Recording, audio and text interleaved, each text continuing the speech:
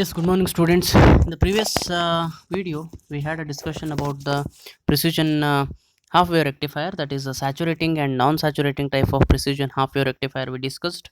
And this module or this session will discuss about the two output precision rectifier, and then we'll go for the precision full-wave rectifier circuit and design of the different rectifier circuits. Okay, so let me start with the precision rectifier, that is two output precision rectifier. As the name itself says, two output means which consisting of a two output voltages, that is VB and VA. There is two output precision of rectifier.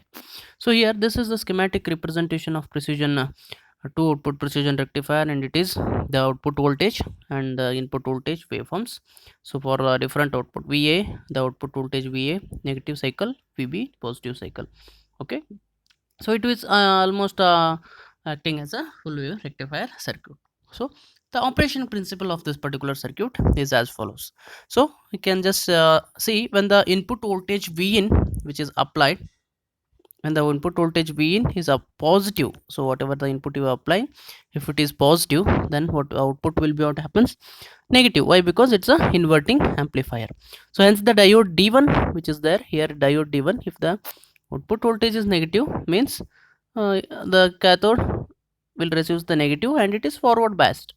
Okay, if the diode D2 is gets the anode gets the positive, sorry, okay, anode gets the negative and D2 is reverse biased. Okay, so because of this forward and reverse biasing, so the upper portion of the because of the reverse bias of the diode D2, so this will be not acting. Okay, only the lower portion of the circuit is acting. That means this diode D1, R4 and R1 will forms the feedback path. Okay, now you can see, so the op amp here it is given, the op amp acts as an inverting with the R1 and R4 and R1 are acting. So in that case the output voltage will appear at VB. So what is VB? VB is equal to, you applied the minus RF divided by R1 into Vin. Minus RF is what? R4 divided by R1 is this one, and input voltage is plus Vin. So it is minus Vin into R4 divided by R1, that is the output voltage in the first half cycle. Okay, when the input voltage is positive, that means input voltage is positive, so the output voltage is negative. This is for the first half cycle of operation. Similarly for the second half cycle of operation, so when the input voltage applied is negative, the op amp output is positive. So if you apply negative, the output will be positive. So if it is positive, so your this is forward bias and this is reverse biased. In that case D2 is forward biased and D1 is reverse biased. So if it is positive is appearing at the anode, D1 is for D2 is forward biased, whereas D1 is reverse biased. Okay, so in this case, so this part of the circuit will not acting. Okay, and only this part of the circuit will be acting, this and this. Okay, so in this case the output voltage V0 will be, it is VA is equal to minus, once again, RF divided by R1.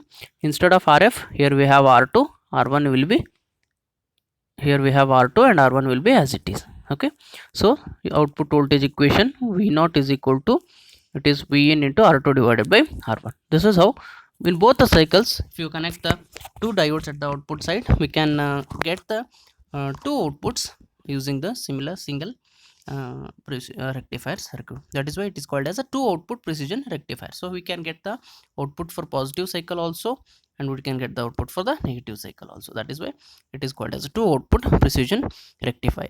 So we'll discuss about the design of non-saturating type of we'll take some of the problems on design of the non-saturating precision half wave rectifier, and then we'll go for the full wave rectifier circuit.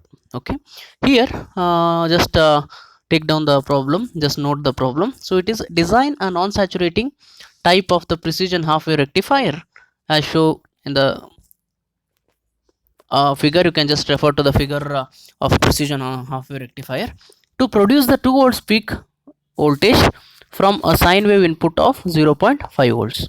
So sine wave input voltage is 0.5 volts and the output voltage of 2 volts it is producing, and the frequency is 1 megahertz. Okay, use the bipolar op amp with a supply of plus or minus 15 volts. This is the thing they have given. So you know the half wave rectifier circuit. This is the circuit which you already know the operating principle also. So here they have to ask you to design the circuit. So designing means finding out the resistance R1, R2, R3, all other values. Okay, so for that, as I told, you just have to assume the uh, current value, smallest value of the current value you assume. Then R1 is once again input. V is equal to IR formula. R1 is equal to VI divided by I1.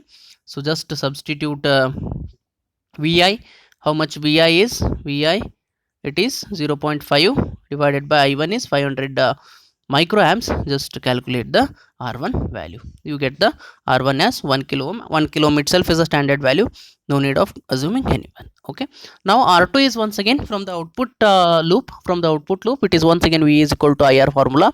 So R2 is equal to V0 divided by I1, that is V0 divided by I1, current flowing through that resistance and the voltage across it. So V0 is how much? It is output voltage of 2 volts peak they have given. So V0 is 2. Now 2 divided by I1 is assumed. So calculate the value of R2. R2 how much you got? 4 kilo ohm. So we don't have a standard 4 kilo ohm resistance. You can use 3.7 k is the standard value. 3.7 kilo ohm is the standard value. So now R3 is once again, R3 is, it is the parallel of R2 and R1. So R3 is equal to R1 parallel to R2. Just wait a minute. So R3 is equal to R1 parallel with R2. Just substitute all the R1 and R2 value, find out R3. R3 is, you get the 796 ohm. It is not the standard value though, so standard value you use that as 820 ohm. Okay, that is the design. So next is once again, if you are using the diodes, so calculate the TRR, that is the reverse recovery, maximum reverse recovery time of the diodes. So TRR, the formula is you already known, it is told TRR max is equal to T divided by 100. So how much is the T you don't know. So then what they are given, the frequency of 1 megahertz. So T is equal to 1 divided by F. So equation is 1 divided by F into 10. So you'll get the reverse recovery time of diode is 0.1 microfarad. So this is how you have to design the different circuits. Okay, different precision rectifier circuits for different values of the components. Just try out the similar problems, the same kind of a problems you may definitely get in the final exams. Just refer to the previous year question papers. The data may differs, but the problem will be same. So design, if they're asked you to design any of the circuits, then it's very essential that you have to draw the circuit. Okay, and then all you have to substitute the values of the components which you calculated. Okay, so that is very important. So that's it for today, and tomorrow we'll discuss about the precision full wave rectifier, operation of a precision full wave rectifier, and also we'll take some of the problems on designing of a full wave rectifier circuit. Okay, so that's it for today. Tomorrow we'll discuss about the full wave rectifier circuits. Okay, so this if you discuss the operating principle and design problems on full wave rectifiers, your first, fourth module, first half will get over. The second half is all about the different analog to digital converters. Okay, that we'll take up in the next session. Thank you.